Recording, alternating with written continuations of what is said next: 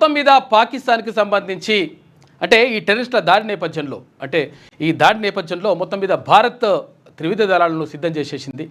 ఈ నేపథ్యంలోనే నేవీకి సంబంధించి త్రిశూల్ని మొత్తం కూడా ఒక టెస్ట్ చేసిండ్రు. టెస్ట్ చేయడం అంటే ఇప్పుడు మామూలుగా అట్లా చేయడం కాదు, బరాబర్ టెస్ట్ చేసేసి పెట్టినటువంటి పరిస్థితి కనిపిస్తూ ఉంది. మొత్తం మీద పాక్కు ఒక గట్టి హెచ్చరికలు మాత్రం ఇస్తూ ఉంది కేంద్ర ప్రభుత్వం. ఈ నేపథ్యంలో మొత్తం మీద ఇక్కడ పాక్ కూడా అలర్ట్ అయిపోయింది. మేము కూడా యుద్ధానికి సిద్ధమన్నట్టుగా అక్కడ పరిస్థితులు కూడా కనిపిస్తూ ఉన్నాయి. వాళ్ళు కూడా కొన్ని దళాలు కథా కార్ఖానంతా కూడా మోహరిస్తున్నటువంటి పరిస్థితి కనిపిస్తూ ఉంది. ఈ నేపథ్యంలో భారత్ పాకిస్తాన్ మధ్య ఉన్నటువంటి సంబంధాలను మొత్తం కూడా పూర్తిగా కట్ చేస్తూ భారత ప్రభుత్వం నిర్ణయం తీసుకుంది. అంటే అక్కడ ఉన్నటువంటి వాణిజ్య సంబంధాలు ఏవైతే ఉంటాయో, అయితే ఎగుమతులు దిగుమతులకు సంబంధించి అక్కడ నుంచి కనీసం దిగుమతులు ఏవైతే ఉంటాయో అక్కడ నుంచి కనీసం పార్సల్ కానీ లెటర్లు కూడా రావడానికి వీల్లేదు అని చెప్పేసి కేంద్ర ప్రభుత్వం గట్టి నిర్ణయం తీసుకుంది. ఎందుకంటే ఇక్కడ పహల్గామ్ ఉగ్రదాడి నేపథ్యంలో మొత్తం జరుగుతున్నటువంటి పరిణామాలన్నీ కూడా పాక్కు తర్వాత పాకిస్తాన్కి తర్వాత భారత్కు మధ్య ఒక యుద్ధ వాతావరణం మాత్రం తలపిస్తున్నటువంటి పరిస్థితి కనిపిస్తూ ఉంది. ప్రధానమంత్రి నరేంద్ర మోడీ క్లియర్గా చెప్తా ఉన్నాడు, ఎట్టి పరిస్థితుల్లో ఒకవేళ టెర్రరిస్టులను ఎవరైతే ప్రోత్సహిస్తాడో వాన్ని ఎట్టి పరిస్థితుల్లో ఉపేక్షించేది లేదు, వాళ్ళ భరతం పడతామని చెప్పేసి ప్రధానమంత్రి నరేంద్ర మోడీ కూడా చెప్తున్నటువంటి పరిస్థితి. మొత్తం మీద ఇక్కడ పాకిస్తాన్కు తర్వాత ఇక్కడ భారత్కు మధ్య అక్కడ ఎక్కడైతే బార్డర్లో ఉందో పాక్ ఆక్రమిత కాశ్మీర్ కానీ తర్వాత అక్కడ ఉన్నటువంటి బార్డర్లకు సంబంధించి కానీ ఏటా 6 లక్షల కోట్ల రూపాయలకు పైగా అక్కడ ఖర్చు చేయాల్సినటువంటి పరిస్థితి ఏర్పడతా ఉంది. ఇటువంటి అంటే దీనికి కారణం ఏంటి అంటే పాకిస్తాన్ చేస్తున్నటువంటి కవ్వింపు చర్యలు, దుశ్చర్యలు ఇవన్నీ కూడా జరుగుతూ ఉన్నాయి. కాబట్టి దాన్ని ఎదుర్కొనేటువంటి సత్తా భారత్కు లేదా అంటే కావాల్సినంత కంటే ఇంకా 100 రెట్లు ఎక్కువ ఉన్నది. కాకపోతే ఏంటంటే అంతర్జాతీయ సంబంధాలు తర్వాత ఐక్యరాజ్య సమితి ఇవన్నీ కూడా విషయాలు వస్తాయి కాబట్టి వాటన్నింటిని నేపథ్యంలో వాటన్నింటిని దృష్టిలో ఉంచుకొని కొంచెం ఆగాల్సి వస్తుంది తప్ప లేకపోతే అటువంటి పరిస్థితి లేదు. తీసుకుపోయి ఒకటి ఇట్లా పడేస్తే అంతా కథం అయిపోతుంది లెక్క. కాకపోతే ఏంటంటే కొన్ని లెక్కలు ఉంటాయి అన్నమాట.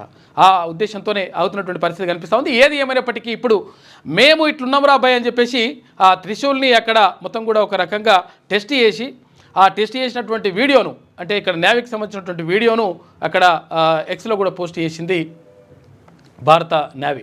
అయితే ఈ నేపథ్యంలో మొత్తం మీద పాకిస్తాన్కు ఒక గట్టి హెచ్చరికలు మాత్రం పంపిస్తున్నటువంటి పరిస్థితి కనిపిస్తూ ఉంది.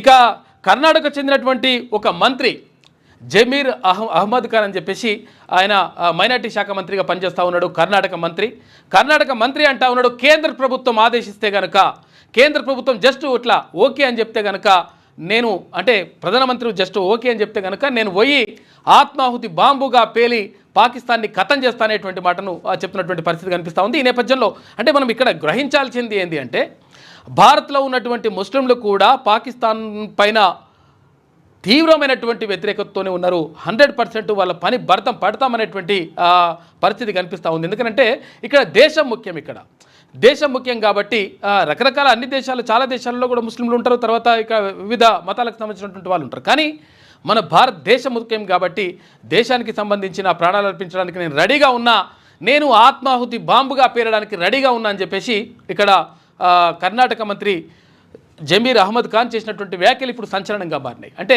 మొత్తం మీద ఇక్కడ దేశభక్తి అట్లా కనిపిస్తూ ఉంది.